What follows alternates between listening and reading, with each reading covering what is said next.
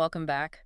Today we're going to do a deep dive into the resignation of NYPD Chief of Department, Jeffrey Maddrey, Right. which, at first glance it might seem like just another headline, but Yeah. but trust me, once you get into the details of these news articles and this Wikipedia entry, it paints a pretty unsettling picture. For sure. So we're talking allegations of quid pro quo, sexual harassment, huge overtime payouts, Right. and potential cover-ups. Oh, wow. So there's a lot to unpack here. Yeah, lots to get to. Let's get started.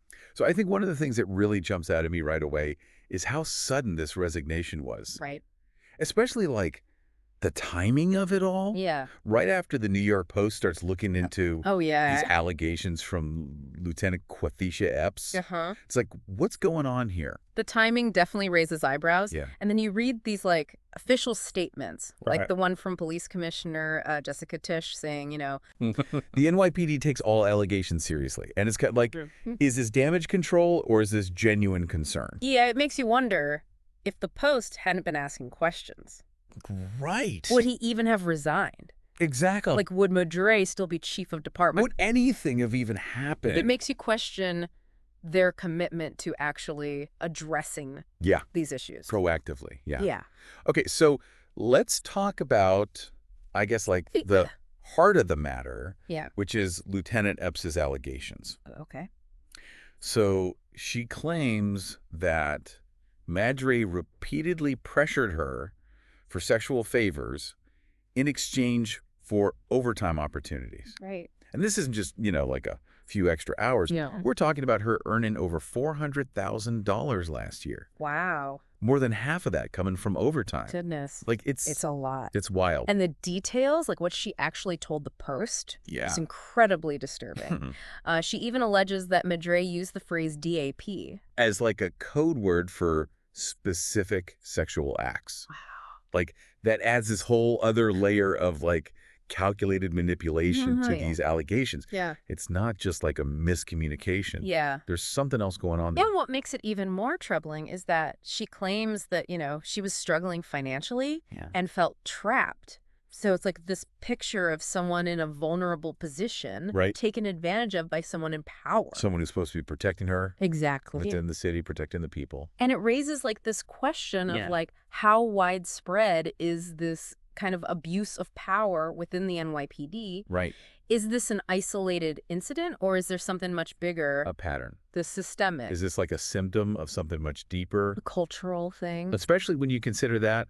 She also claimed that part of this overtime was doing personal errands really? for his girlfriend. Wow. Who was also an officer under his command. So there's so many layers. A lot going on here. Okay. So facing these accusations, Maddrey, through his attorney, Lambros Lambrou, is denying everything. Of course. Calling the allegations completely meritless. Right. Suggesting that Epps is trying to shift the focus away from her own supposed wrongdoing after being, scrutinized for those massive overtime payments. They always do that. It's try to discredit the script, the victim. Well, and it's important to remember that these are allegations at this point. Of course. He's entitled to due process. Absolutely. But, considering his previous history, it makes it a little harder. It's a little harder to just take it. To just be like, oh, yeah, I believe you. At face value. What? Remember that 2016 civil suit from former officer Tabitha Foster? Oh, right. Yeah. She also accused him of using his position for sexual favors. Oh, my gosh. Even alleged he physically assaulted her. Oh, wow. Although that case was ultimately dismissed. Right. Hard to ignore the similarities. It's hard to ignore. It makes you wonder if there's a pattern of behavior here. Yeah, a pattern. It's not just a one-off. Exactly. It makes you question, the NYPD's internal mechanisms for handling these complaints. Yeah, how is this happening? How is he still there? How? Why was he allowed to rise to such a high position? With all these red flags, what's going on? And I think that's what's so interesting is we're focusing on these individual cases like Epps and Foster. Right. But maybe it's missing a bigger picture. Maybe there's a more systemic cultural problem. Cultural issue within the NYPD. Within the NYPD. That allows this to kind of Irish. Yeah, just keep happening. How could someone like this even get to the top with all these things in his past? Yeah. What kind of environment What allowed for that? Yeah. Okay, so before we go too deep into that, okay, into his career and all the other controversies, Sure. I want to take a minute to kind of define a couple things for the listener. Yeah, good idea. First of all, notice of claim.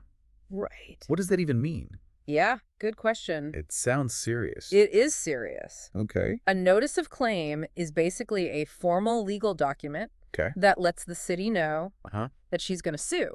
Oh. That Epps intends to sue. Got it. Outlining her allegations and the damages that she's seeking. Okay. And it's like a necessary step before a lawsuit can be filed. I see. Against like a government entity like the NYPD. Makes sense. Yeah.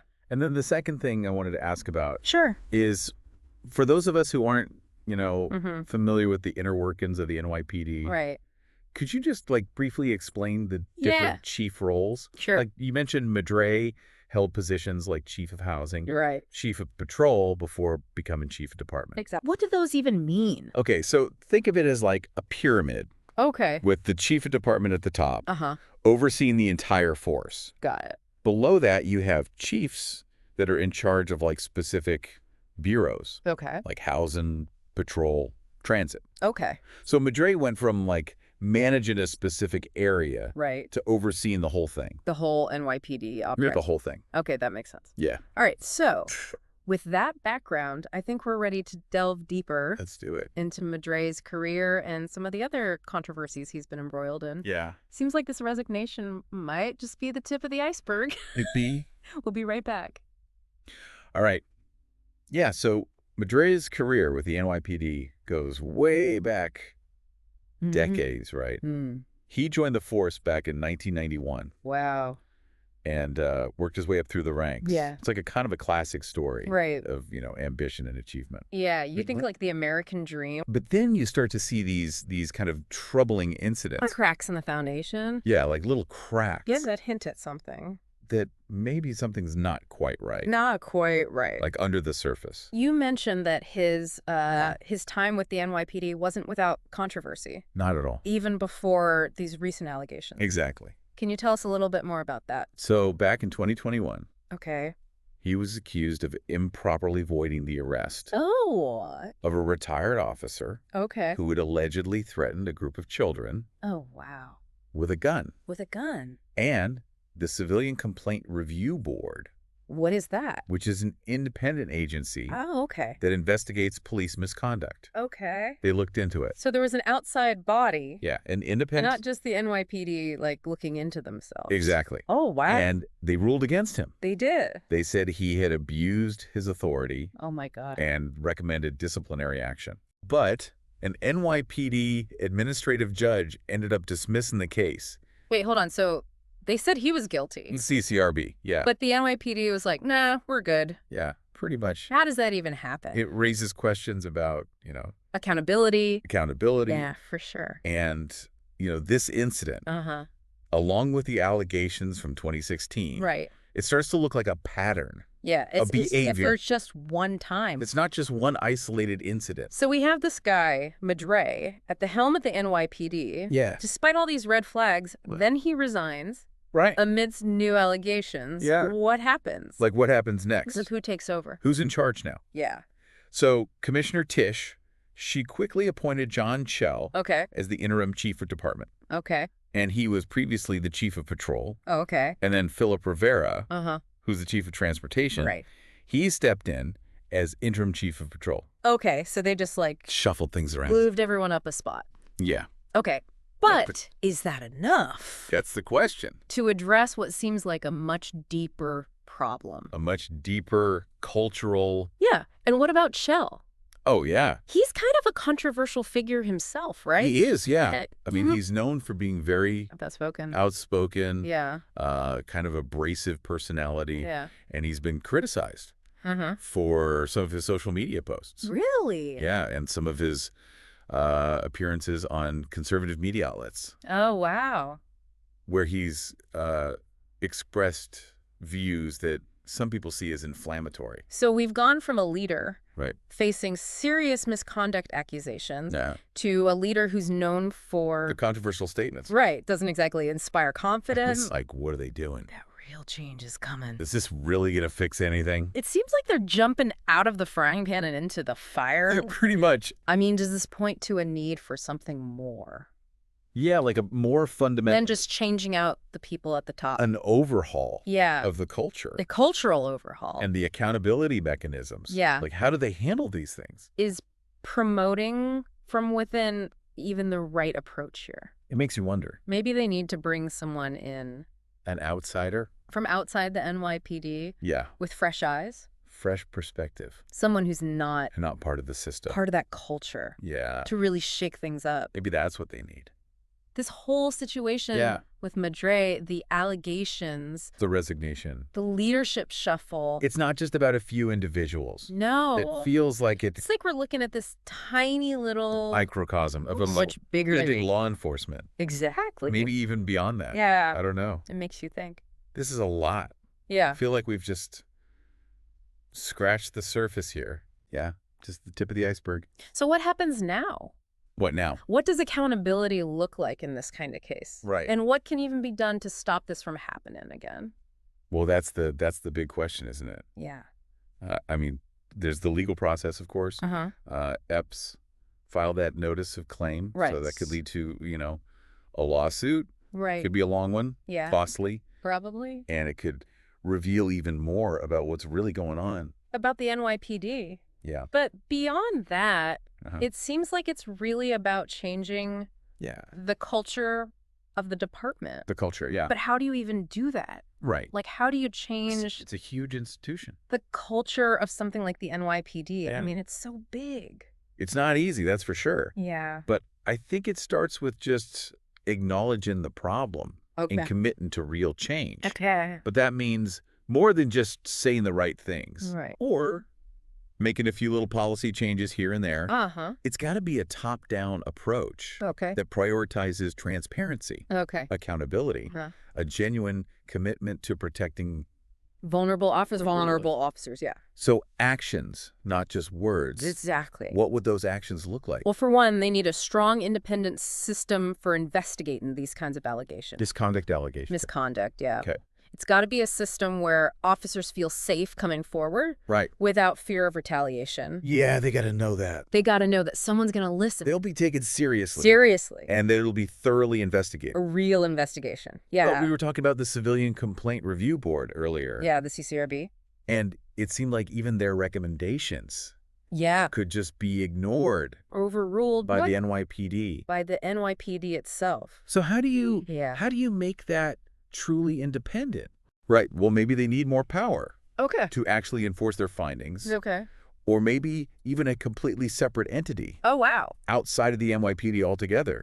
To handle these investigations. To be like the... Yeah, to be like the watchdog. I mean, and then beyond investigations, what about like preventing this in the first place? How do you stop it before it even starts? How do you create a culture where this just doesn't happen? Well, that's where it gets even trickier. Yeah. I think it's about addressing these power imbalances. That make people vulnerable in the first place. So it's about clear channels for reporting misconduct. It's about financial security for the officers. Right. A fair and transparent system. For like overtime and promotions and things. Exactly. All that stuff. Okay. It's about creating a culture of respect. Respect. Accountability. Accountability. Yeah.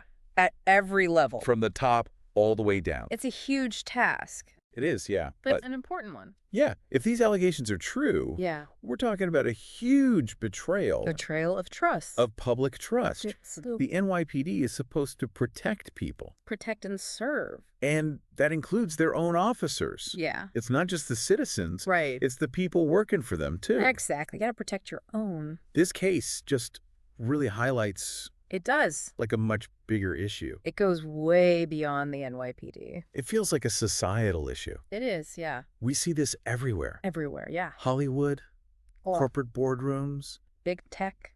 It's about power. Yeah. It's about how power who has it is used. How they use it. How do we hold those in power accountable? How do we hold them accountable? It's a lot. A lot to think about. So much to think about. Yeah. As we wrap up this deep dive. Okay. I'm curious, what's your one takeaway? Oh, one takeaway. Our listener. For our listener, let me think. What do you hope they'll walk away with? I hope I hope this case encourages them to really think critically about these power dynamics. Okay. And not just in big institutions. Yeah. Not just the NYPD. In their own lives. In their own lives. In their own communities. In their communities, yeah. Wow. Question the status quo. Challenge those in authority. Support those who speak out. That's powerful. Yeah, we got to look out for each other. And to our listeners, we encourage you to keep exploring this story. Yeah, keep learning. And keep thinking about these systems. They affect all of us. Yeah, they really impact all of our lives. For sure. Thanks for joining us. Thanks for listening. On this deep dive. Yeah. Into this complex. And troubling Issue.